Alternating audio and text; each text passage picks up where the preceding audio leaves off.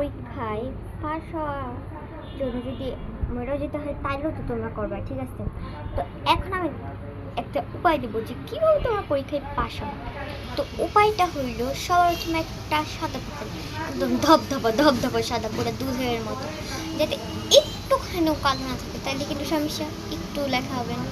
যাই হোক, এটা কী করবা, কি এটাকে একটু ছেড়বা, ছেঁড়া একদম গাইড থেকে বই থেকে যা পড়ে সব একদম উঠাই নেবা, একটাও যাতে ভুল না হয়। আর শব্দ অর্থের আগে যে ঈদগুলো দেয়, মানে এইটার অর্থকে ওইটা কিন্তু লেখাই নেবা, যে সব একদম করে কই দিবা জায়গা নেই। আমি থাকতে তোমাদের জায়গা থাকবে না, জীবনেও না।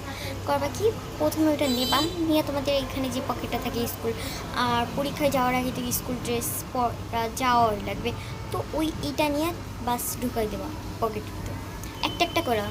কিন্তু সমস্যা এতগুলো পাবা কই, ঠিক পেয়ে যাবা।